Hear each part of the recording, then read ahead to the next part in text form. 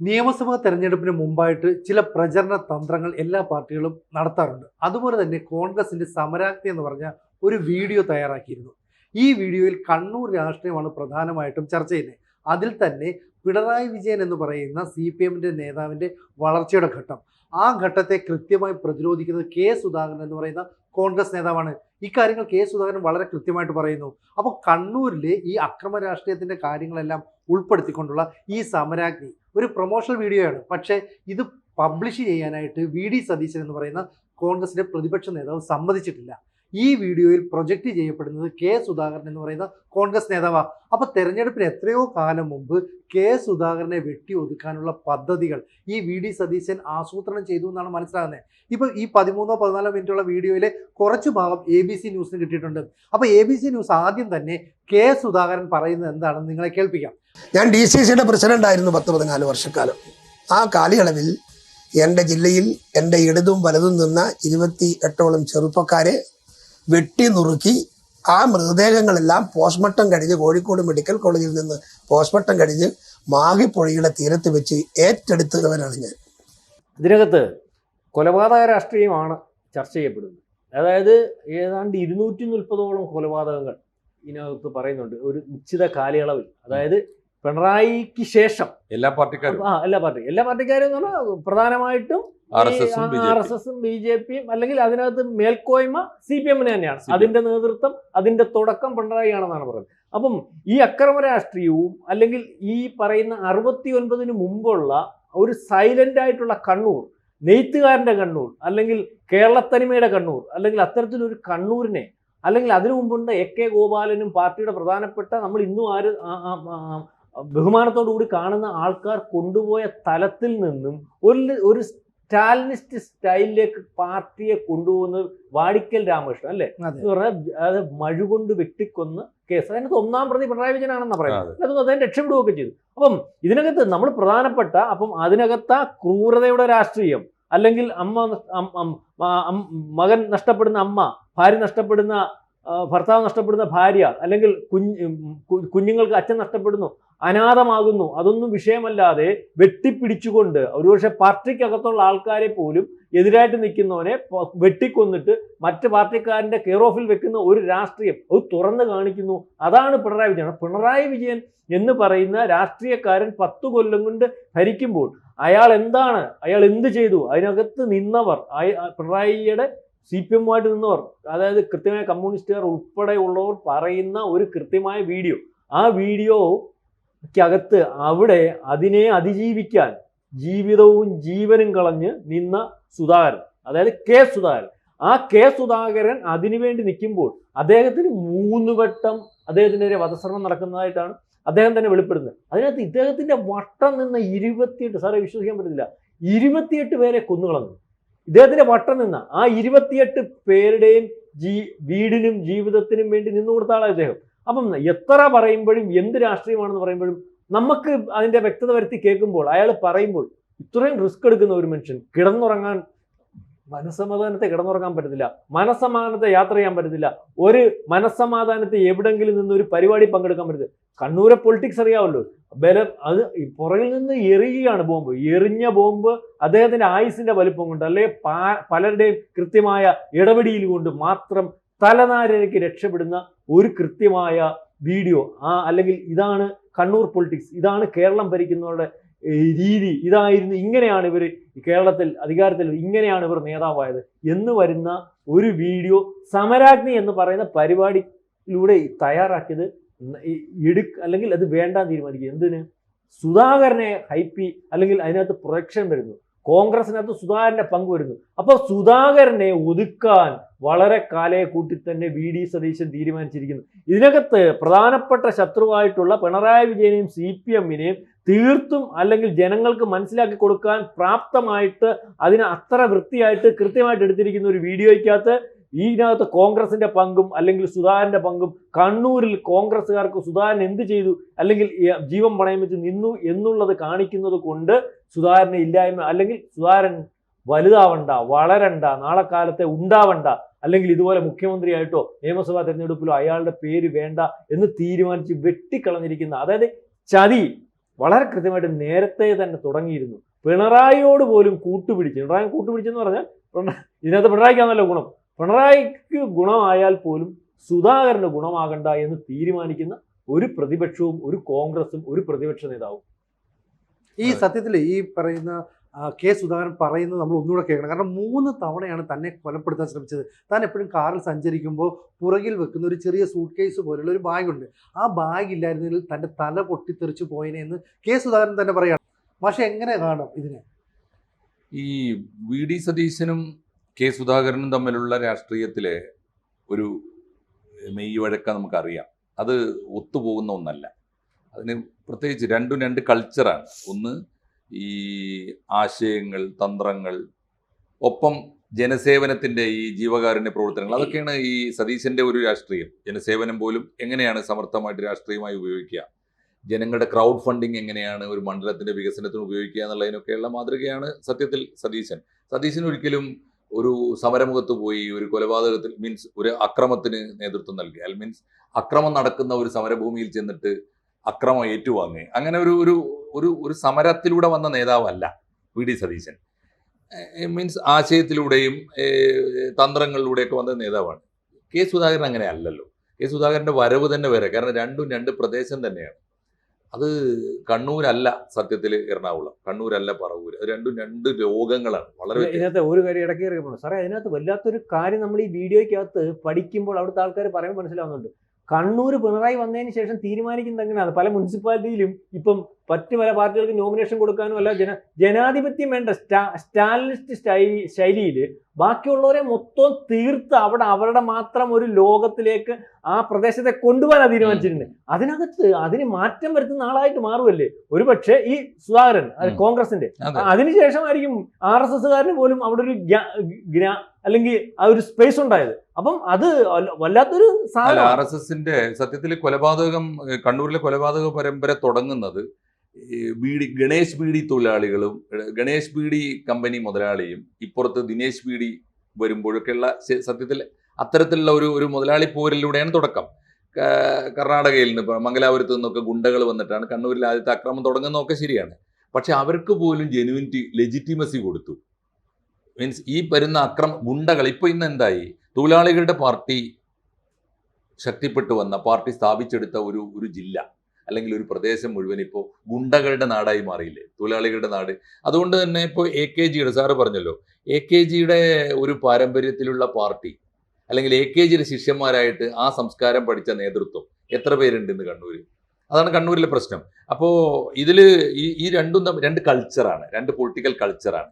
എൻ്റെ ഒരു നിരീക്ഷണം, ഞാൻ ഈ വീഡിയോ കണ്ടു കഴിഞ്ഞപ്പോൾ എനിക്ക് തോന്നിയത്, ഇത് ചെയ്യേണ്ടിയിരുന്നത് കേരള രാഷ്ട്രീയത്തിൽ കോൺഗ്രസും UDF നടത്തിക്കൊണ്ടിരിക്കുന്ന നാനാമുഖമായ പോരാട്ടങ്ങളെ, ജീവകാരുണ്യത്തെ എങ്ങനെയാണ് ജീവകാരുണ്യം കൊണ്ട് നേരിട്ടത്, എങ്ങനെയാണ് ക്രൗഡ് ഫണ്ടിങ് കൊണ്ട് മണ്ഡല ജനവികസനം എന്ന അജണ്ട പറവൂരിൽ എങ്ങനെയാണ് സതീശൻ നടപ്പാക്കിയത് തുടങ്ങിയ പോസിറ്റീവായ അജണ്ടകൾ മുന്നോട്ട് വെക്കുമ്പോൾ തന്നെ കരുണാകരൻ്റെ ലെഗസി എന്തായിരുന്നു, കരുണാകരൻ്റെ വികസന സങ്കല്പം എന്തായിരുന്നു, കരുണാകരൻ എങ്ങനെയാണ് ചരിത്രത്തിൽ ആദ്യമായി കേരളത്തിൽ വിമാനത്താവളം സ്വകാര്യ മേഖലയിൽ ഉണ്ടാക്കിയത് തുടങ്ങിയ കോൺഗ്രസിന് ഞാൻ മനസ്സിലാക്കിയെടുത്തോളം, നമ്മളിപ്പോൾ ഈ കേരള മോഡൽ എന്നൊക്കെ പറയുമ്പോൾ കോൺഗ്രസും UDFും അവരുടേതായ പങ്ക് വഹിച്ചിട്ടുണ്ട് കേരളത്തിന്റെ വികസനത്തിൽ.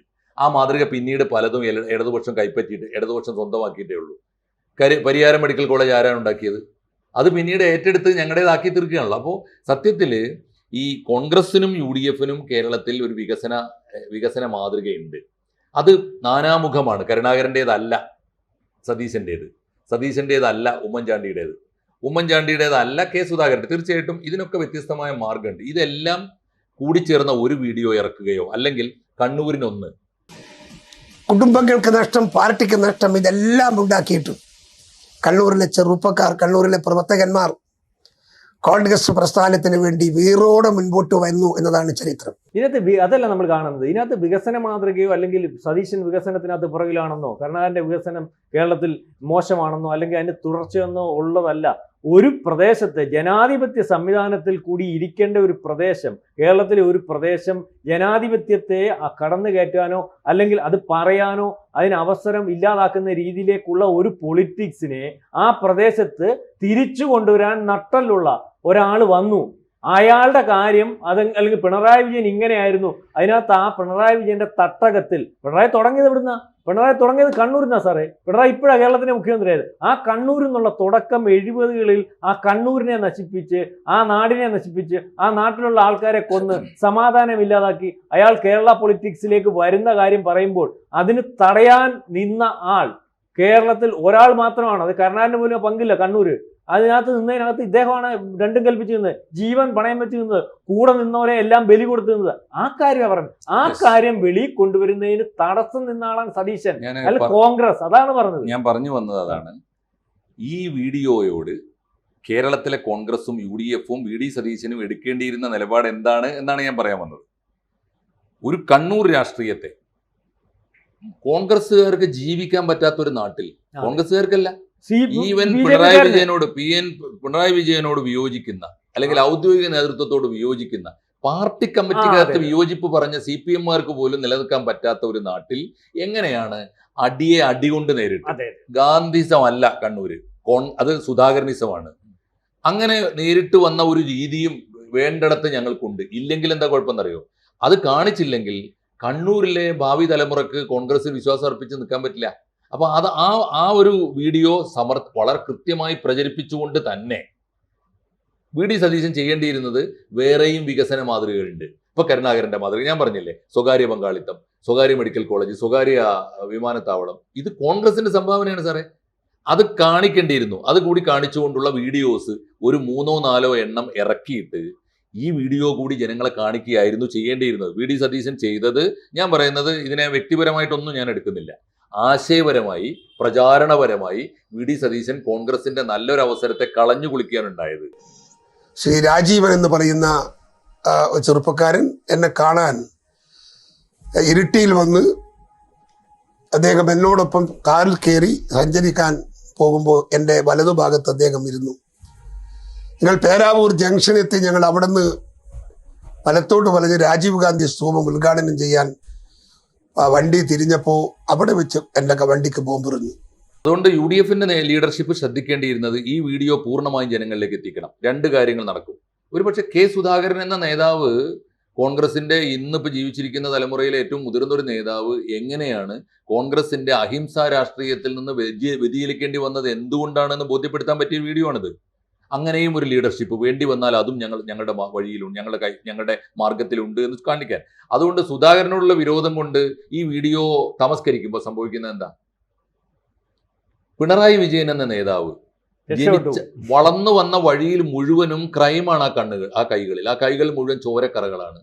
അദ്ദേഹം സ്വന്തക്കാരെ കൊന്നുകൂട്ടിയതിന്റെ കണക്കാണ് ഇതിൽ പാണ്ഡ്യാല ഷാജി തൊട്ട് KC ഉമേഷ് ബാബു വരെ പറയുന്നത്. പിണറായി വിജയന്റെ നേരിട്ടുള്ള കാർമ്മികത്വത്തിൽ നടന്ന കൊലപാതക പരമ്പരകൾ ഇപ്പോഴും അറിയപ്പെടാത്ത എത്രയുണ്ട്. അപ്പൊ ഒരു ക്രിമിനൽ രാഷ്ട്രീയക്കാരൻ എങ്ങനെയാണ് കണ്ണൂരിൽ നിന്ന് വളർന്നു വന്ന് കേരളത്തിന്റെ മുഖ്യമന്ത്രിയായി 3ാം തവണയും അധികാരത്തിലേക്ക് കയറാൻ പോകുന്നത് എന്ന് ജനങ്ങളോട് പറയാനുള്ള അവസരമായിരുന്നു. അപ്പൊ K. സുധാകരനോടുള്ള വ്യക്തിപരമായ എന്തോ താല്പര്യക്കുറവ് എന്ന് പറഞ്ഞാൽ അവർ എനിക്ക് തോന്നുന്നത് അധികാരക്കൊതി മാത്രമാണ്. K. സുധാകരനെ വളരെ അധികം ആളുകൾ ഇഷ്ടപ്പെടുന്ന ഒരു ചില കാര്യങ്ങൾ പറയുന്നത്. K. സുധാകരൻ പറയുന്നത്, എനിക്ക് ഈ LDF-ന്റെ അല്ലെങ്കിൽ CPM-ന്റെ ആക്രമണത്തിൽ നിന്ന് രക്ഷപ്പെടാൻ വേണ്ടിയിട്ട് 28ഓളം പേര് എൻ്റെ ഇടത്തും വലത്തും നിന്നു. ഒടുവിൽ ഇവരുടെ മൃതദേഹങ്ങൾ മാഹിപ്പുഴയുടെ സമീപത്ത് നിന്ന് എനിക്ക് ഏറ്റുവാങ്ങേണ്ടി വന്നു. അപ്പൊ ആ കുടുംബങ്ങളെ മുഴുവൻ ഇപ്പോഴും സംരക്ഷിക്കുന്നത് K. സുധാകരനെ പോലെയുള്ള നേതാക്കളാണ്. ഇതൊക്കെ മറന്നിട്ടാണ് VD സതീശൻ പ്രവർത്തിക്കുന്നത്. അപ്പോൾ അതിനുവേണ്ടി ചെയ്തതുകൊണ്ട് ഇന്ന് K. സുധാകരൻ രാഷ്ട്രീയപരമായിട്ട് വലിയ ഉന്നതിയിലെത്തിയെങ്കിലും സാമ്പത്തികപരമായിട്ട് തകർന്ന് തരിപ്പണമായി. അപ്പം ഇത്തരത്തിൽ ഒരുപാട് കാര്യങ്ങൾ ചെയ്തത്. ഇനി മറ്റൊരാൾ പറയുന്നുണ്ട് ഇതിനകത്ത്, അതായത് MVR എങ്ങനെയാണ് കണ്ണൂരിൽ CPM-നെ കെട്ടിപ്പടുത്തത്? അതല്ല പിണറായി വിജയന്റെ ശൈലി. അത് വാള് കൊടുത്ത്, പിന്നെ ഈ വടിവാള് കൊടുത്തുള്ള രാഷ്ട്രീയത്തിലേക്ക് വരുന്നു. പിന്നീട് MVR പാർട്ടി വിട്ടപ്പോൾ ഈ ഒരു സൊസൈറ്റിയിലേക്ക് നടന്ന തെരഞ്ഞെടുപ്പിൽ MVR-നെ അതുപോലെ തന്നെ ഈ മറ്റൊരു MVR-ന്റെ കൂടെ നടന്ന ഒരു രാജനോ അങ്ങനെ മറ്റൊരാളെയും കൂടെ ചെരുപ്പ് കൊണ്ട് അടിച്ചാണ് CPM പ്രവർത്തകർ ഓടിച്ചത്. അപ്പോൾ ഇത്തരത്തിലുള്ള ക്രൂരതകളൊക്കെ തന്നെ വളരെ കൃത്യമായിട്ട് വിവരിക്കുന്ന ഈ വീഡിയോ ആണ്. അപ്പോൾ വീഡിയോ വന്നു കഴിഞ്ഞാൽ സുധാകരന് വലിയ ഹൈപ്പ് കിട്ടുന്നു എന്നുള്ള ഒറ്റ കാരണം കൊണ്ട് VD സതീശൻ ഇത്തരത്തിൽ ഒരു തെറ്റായ പ്രവണത കാണിച്ചു. കോൺഗ്രസ് പ്രവർത്തകർ പോലും ഇത് ക്ഷമിക്കണമെന്നില്ല. യാത്ര ചെയ്യുമ്പോൾ ഞാനൊന്ന് തലചായ്ക്കാൻ ഒരു ബാഗ് വെക്കും എൻ്റെ ബാക്കിൽ, ചെറിയൊരു ബ്രീഫ് കേസ്. ആ ബ്രീഫ് കേസ് അന്നില്ലായിരുന്നില്ല എങ്കിൽ എൻ്റെ തല ചെതറിപ്പോയേനെ. ഇതിനകത്ത് എത്ര ന്യായീകരിക്കാൻ ശ്രമിക്കുമ്പോഴും അതിനകത്ത് ഇയാളെ വളരെ കൃത്യമായിട്ട് വളരെ നേരത്തെ തന്നെ അതിനകത്ത് അതുകൊണ്ടാണ് ഈ കണ്ണൂർ മത്സരിപ്പിക്കാൻ തന്നെ തീരുമാനിച്ചത്. ഇതിനകത്ത് ഈ വി.ഡി. സതീശൻ്റെയും ഒരുപക്ഷെ ഇതിന് ഈ പറയുന്ന കെ.സി. വേണുഗോപാലിന്റെ കൃത്യമായ പ്ലാനിംഗ് ഉണ്ട്. അല്ലെങ്കിൽ ഇത്രയും എന്തിനകത്തൊരു അഡ്ജസ്റ്റ്മെന്റ് ഉണ്ടല്ലോ, എന്തിനകത്ത് അഡ്ജസ്റ്റ്മെന്റ് ഇല്ലാത്ത? അല്ലെങ്കിൽ ഈ പറയുന്നത് പോലെ എംപിമാർ മത്സരിക്കേണ്ട എന്നുള്ള തീരുമാനം നേരത്തെ അല്ലെങ്കിൽ ഇതിനു വേണ്ടി എടുത്തിരുന്നു എന്ന് വേണം കരുതാൻ. മനസ്സിലാവുന്നുണ്ടോ? അപ്പോൾ അയാളെ തീർക്കാൻ വേണ്ടി, അയാളെ ഉയർത്തി കാണിക്കാതിരിക്കാൻ വേണ്ടി വളരെ കൃത്യമായിട്ട് ശ്രമിച്ചിരുന്നു. ഒരു സമരാഗ്നിയും വിജയിച്ചില്ലെങ്കിലും കുഴപ്പമില്ല, കണ്ണൂരിൽ നിന്നുള്ള സുധാകരൻ പ്രൊഡക്ഷനി വരണ്ട, ഞാൻ തന്നെ അത് തീരുമാനിച്ചിരിക്കുന്നു. കാരണം ഇയാൾ വന്ന ഒരു കുഴപ്പമുണ്ട്, ഇയാൾ ഈഴവനാണ്. ഈഴവനില്ലാത്ത കോൺഗ്രസ് എന്നാണ് ഇവ പറയുന്നത്. ഇനി ആരാ ഫറൂഖ് പ്രകാശ് മത്സരിക്കുന്നില്ല, സുധാകരൻ മത്സരിക്കുന്നില്ല, കെ ബാബു മത്സരിക്കുന്നില്ല, പിന്നെ ആരുണ്ട്? ഈഴവനായിട്ടുള്ളൊരു MLA പോലും ഇല്ല. അപ്പോൾ ഇയാൾ വന്നാൽ, ഒരുത്തൻ വന്നാൽ, ഇപ്പം ഈ പറയുന്ന 3 പേര് 4 പേര് ഇപ്പം ഇത് കഴിയുമ്പോൾ അങ്ങ് അത് എണ്ണത്തിൽ കൂടുതൽ വരുമെന്ന് വെച്ചു. അപ്പം തന്നെ മുഖ്യമന്ത്രിക്ക് വേണ്ടി ആര്? സതീശൻ വരും, ഈ പറയുന്ന രമേശ് ചെന്നിത്തല വരും. അവിടെ താക്കോൽ സ്ഥാനത്തിൻ്റെ തീരുമാനത്തിൽ വരുമ്പം അതിനകത്ത് ഇറങ്ങി വരാൻ കെ.സി. വേണുഗോപാൽ ഈസി ആയിട്ട് പറ്റണമെങ്കിൽ ഈ പറയുന്ന മൂന്നാമത്തെ ഓപ്ഷൻ ഉണ്ടാവരുത്. ഇയാൾ അവിടെ വന്നാൽ കൃത്യമായിട്ട് ഒരാൾ മാത്രമാകുന്ന, ഇതിനകത്ത് പ്രാതിനിധ്യം കുറഞ്ഞിട്ടുള്ള, അല്ലെങ്കിൽ ആർ ശങ്കറിന് ശേഷം ഒരു മുഖ്യമന്ത്രി, വയലാർ രവി എപ്പോഴും തടഞ്ഞിട്ടുള്ള കോൺഗ്രസിനകത്ത് ഒരു ഈഴവ മുഖ്യമന്ത്രി വരാൻ സാധ്യതയുണ്ട്. അതിന് വളരെ കൃത്യമായിട്ട് ഇയാൾ മുഖ്യമന്ത്രി ആയതിനെയും അത് തടയുന്നതിന് വേണ്ടി വളരെ കൃത്യമായിട്ട് സതീശൻ വളരെ കാലേ കൂട്ടി ഇയാളെ ഇല്ലായ്മ ചെയ്യുന്നതിന് വേണ്ടി ശ്രമിച്ചിരുന്നു എന്നുള്ളതാണ് ഇതിനകത്തുനിന്ന് നമുക്ക് മനസ്സിലാവുന്നത്. സതീശന് ജാതി വേണമെങ്കിൽ നമുക്ക് അതിനകത്ത് ആരോപിക്കാം. പിന്നെ സുധാകരനോടുള്ള കെറിവ് തീർച്ചയായിട്ടും വളരെ നേരത്തെ അദ്ദേഹം പ്ലാൻ ചെയ്തിരിക്കാം, അദ്ദേഹത്തിൻ്റെ ഒരു പ്രധാനപ്പെട്ട എതിരാളിയെ ഒഴിവാക്കാൻ. ഇതിനേക്കാളൊക്കെ ഏറെ കേരള രാഷ്ട്രീയത്തിൽ അപകടകരമായൊരു പ്രവണത ഈ സമരാഗ്നിയുടെ ഇഷ്യൂവിലുണ്ട്.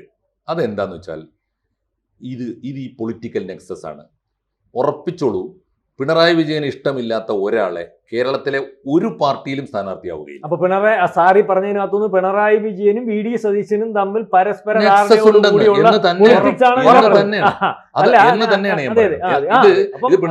പിണറായി വിജയനെ നെഞ്ചു വിരിച്ച് എതിർത്ത നേതാവാണ് കെ. സുധാകരൻ എന്നുള്ള ഒരു വലിയ മൈലേജ് കിട്ടാതിരിക്കാൻ വേണ്ടി മാത്രം ഈ വീഡിയോ പബ്ലിഷ് ചെയ്യാതിരിക്കാനായിട്ട് കെ. സുധാകരൻ എല്ലാ തന്ത്രവും പയറ്റിയിട്ടുണ്ടാവും. കേരളത്തെ ജനത ഇത് കാണാൻ പാടില്ല. അണിയറയിൽ ഇരുന്നു കൊണ്ട് വി.ഡി. സതീശനെ പോലും വിലക്കെടുക്കാൻ പിണറായി വിജയന് കഴിഞ്ഞിരിക്കുന്നു എന്ന് വേണം കരുതാൻ. ഈ നെക്സസ് ആണ് ഈ ഇഷ്യൂവിലെ കെ. സുധാകരനേക്കാളും പ്രധാനപ്പെട്ട ഇഷ്യൂ.